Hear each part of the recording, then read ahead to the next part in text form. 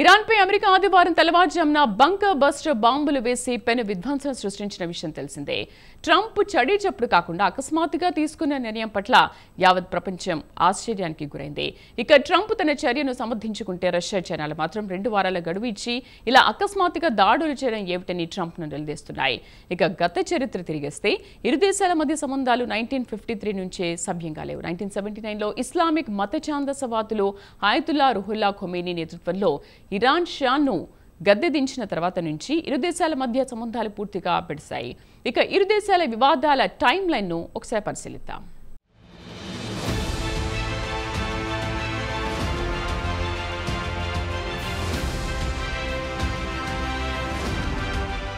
తాజాగా ఆదివారం ట్రంప్ టెహ్రాన్పై భయంకరమైన బంకర్ బస్టర్ బాంబులతో దాడులు చేసిన తర్వాత అమెరికా ఇరాన్ల మధ్య సంబంధాలు దాదాపుగా పూర్తిగా క్షీణించిపోయాయి. అయితే కొన్ని దశాబ్దాల తర్వాత ఈ స్థాయిలో ఉద్రిక్తతలు నెలకొనడం మాత్రం ఇదే మొదటిసారి. ఆదివారం ఆయన తన మిలిటరీ టెహ్రాన్లోని 3 అణ్వాయుధాల ప్లాంట్లను ధ్వంసం చేయాలని ఆదేశాలు జారీ చేసిన తర్వాత మిడిల్ ఈస్ట్ మొత్తం తీవ్ర ఉద్రిక్త పరిస్థితులతో అట్టుడికిపోతోంది. 1979 నుంచి చూస్తే ఇరు దేశాలకు అస్సలు పడ్డం లేదు. 1979లో ఇరాన్లో ఆయతుల్లా రుహుల్లా ఖొమేనీ నాయకత్వంలో అప్పటి ఇరాన్ రాజు పాశ్చాత్య దేశాలకు అనుకూలంగా ఉంటే మహమ్మద్ రెజా పెహల్వానీ గద్దె దించిన తర్వాత ఇరు దేశాల మధ్య సంబంధాలు పూర్తిగా తెగిపోయాయి. ఇరు దేశాలు వివిధ అంశాలపై తరచూ వ్యతిరేకించుకునేవి. అలాగే ఇరాన్ అణ్వాయుధాలను తీవ్రంగా వ్యతిరేకించింది అమెరికా. ఇరాన్ జోరుకు అడ్డుకట్ట వేయడానికి ఇజ్రాయెల్ ద్వారా తన పని కానిచ్చేది అమెరికా. అలాగే ఇరాన్లో రాజకీయ జోక్యం చేసుకునేది కూడా.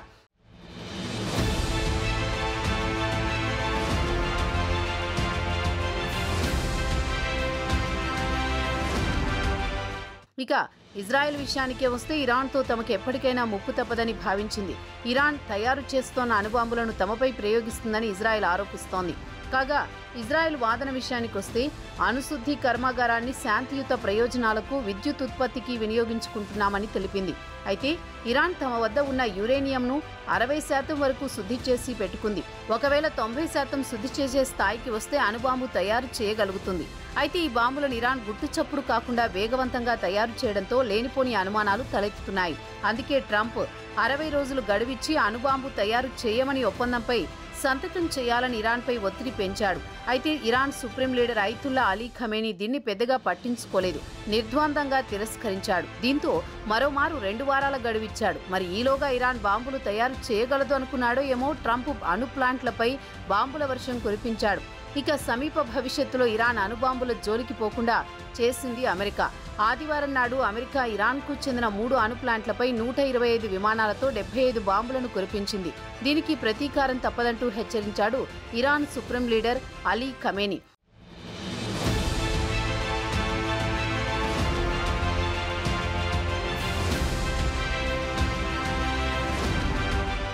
ఒకసారి అమెరికా ఇరాన్ మధ్య ఎప్పటి నుంచి సంబంధాలు బెడిశాయో టైం లైన్ చూద్దాం. 1953లోనే అమెరికా వెన్నుదనుతో అక్కడ షాను అధికారంలో కూర్చోబెట్టింది. ఇక అసలు విషయానికొస్తే ఇరాన్లో ప్రజాస్వామ్యబద్ధంగా ఎన్నికైన ప్రధానమంత్రి Mohammad Mossadegh Anglo Iranian oil company ప్రస్తుతం బీపీని జాతీయం చేయాలనుకున్నాడు. కాగా ఈ కంపెనీ బ్రిటిష్ వారి కంట్రోల్లో ఉంది. వారి వాటాలు కూడా ఎక్కువగా ఉన్నాయి. ఇరాన్ బీపీ కలిసి జాయింట్ వెంచర్లో వ్యాపారం ప్రారంభించాయి. ఇరాన్లో 1900 సంవత్సరంలో చమురు వెలుగు చూసినప్పటి నుంచి బ్రిటిష్ కంపెనీ అక్కడ పాగా వేస్తుంది. కాగా 1951లో మొసాగ్దే ప్రధానమంత్రి అయిన తర్వాత కంపెనీని జాతీయం చేయాలని నిర్ణయించడం బ్రిటిష్ వారికి ఆగ్రహం తెప్పించింది. ఇక అమెరికాకు చెందిన సెంట్రల్ ఇంటెలిజెన్స్ ఏజెన్సీ బ్రిటన్ మద్దతు పలికింది. అప్పుడు జరిగిన తిరుగుబాటులో మొసాగ్దే ప్రభుత్వాన్ని కూల్చేసి తిరిగి అక్కడ ఇరాన్ షాను తిరిగి అధికారంలో కూర్చోబెట్టింది అమెరికా, బ్రిటన్లు.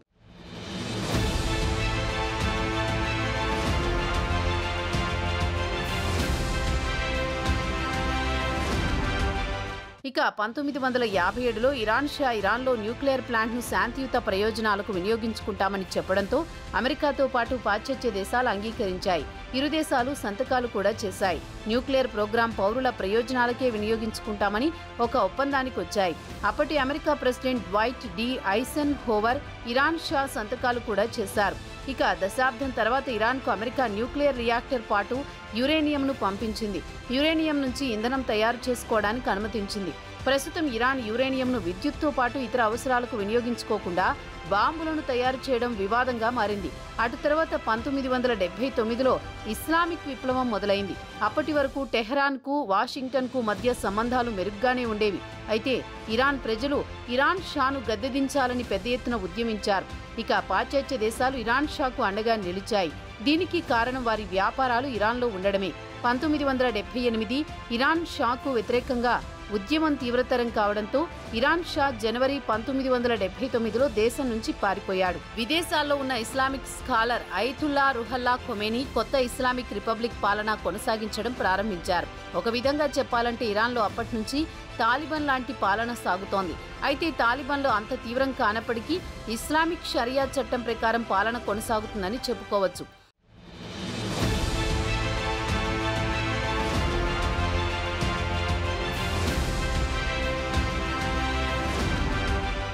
1980లో అమెరికా ఇరాన్తో దౌత్య సంబంధాలు తెగదెంపులు చేసుకుంది.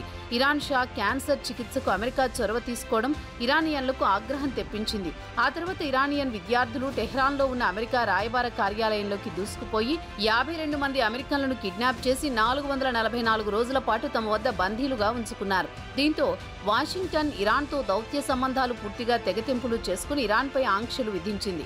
ప్రవాసంలోని ఇరాన్ షా కన్నుమూశారు. ఇక 1980 నుంచి 1988 వరకు ఇరాన్ యుద్ధం జరిగింది. ఇరాక్ ప్రెసిడెంట్ సద్దాం హుస్సేన్ నాయకత్వంలో ఇరాన్పై యుద్ధానికి తెగబడ్డాడు. ఇరాన్లో ఖమేనీ సిద్ధాంతాలకు వ్యతిరేకంగా ఆయన ప్రభుత్వాన్ని కూల్చాలని ప్రయత్నించాడు. ఇరు దేశాలు యుద్ధానికి దిగాయి. కాగా అమెరికా ఇరాక్కు మద్దతు ప్రకటించింది. ఇరు దేశాల మధ్య 1980-88 వరకు యుద్ధం కొనసాగింది.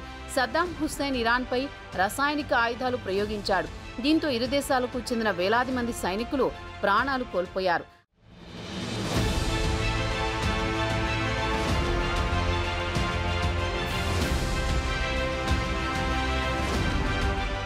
1988 అమెరికా ప్రెసిడెంట్ రొనాల్డ్ రీగన్ అధికారికంగా ఇరాన్ను స్టేట్ స్పాన్సర్ టెర్రర్ దేశంగా ప్రకటించారు. కాగా బీరుట్లో అమెరికా మిలిటరీ బేస్లో ఉన్న 241 మంది అమెరికా సైనికులను హెజ్బొల్లా చంపేసింది. లెబనాన్లో షియా ఉద్యమానికి ఇరాన్ మద్దతు ప్రకటించిందని అమెరికా వెల్లడించింది. అలాగే హెజ్బొల్లా చేతిలో బందీలుగా ఉన్న అమెరికన్లను విడిపించడానికి రీగన్ రహస్యంగా ఇరాన్ సాయం కోరి విడిపించాడు. అటు తర్వాత ఈ విషయం వెలుగు చూసిన తర్వాత రీగన్పై అమెరికన్లు ఆగ్రహం వ్యక్తం చేశారు. ఇదో పెద్ద స్కాండిల్గా అమెరికా చరిత్రలో నిలిచిపోయింది. ఇక 1988లో ఇరాన్కు చెందిన విమానం దుబాయ్ వెళుతున్న సమయంలో అమెరికా ఆ విమానాన్ని పేల్చేసింది. మొత్తం 290 మంది ప్రయాణికులు మృతి చెందారు. అటు తర్వాత అమెరికా పొరపాటున కాల్చామని తప్పు అంగీకరించింది. విమాన ప్రమాదంలో చనిపోయిన కుటుంబాలకు $61.8 మిలియన్ పరిహారం చెల్లించింది.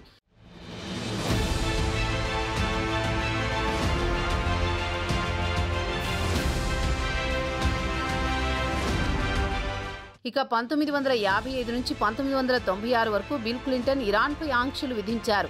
ఇరాన్లో హెజ్బొల్లా, హమాస్, పాలస్తీనా, ఇస్లామిక్ జిహాద్లకు ఇరాన్ అత్యాధునిక ఆయుధాలు సరఫరా చేస్తోందని ఆంక్షలు విధించింది. 2002లో 9/11 తర్వాత జార్జి డబ్ల్యూ బుష్ ఇరాన్ను యాక్సిస్ ఆఫ్ ఈవిల్ అంటూ ఇరాక్, ఉత్తర కొరియా సరసన ఇరాన్ను జత చేర్చారు.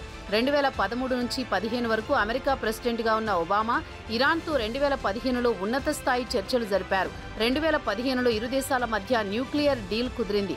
ఒప్పందం ప్రకారం ఇరాన్ పరిమితి స్థాయిలో అణు కార్యక్రమాలకు అనుమతించింది.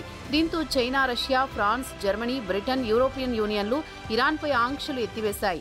అయితే ఇరాన్ను 3.67% వరకు మాత్రమే అణుశుద్ధికి అనుమతించాయి. 2018లో ట్రంప్ ప్రెసిడెంట్గా బాధ్యతలు స్వీకరించిన తర్వాత గతంలో కుదుర్చుకున్న అణు ఒప్పందాన్ని రద్దు చేశారు. ఇరాన్పై ఆంక్షలు విధించారు.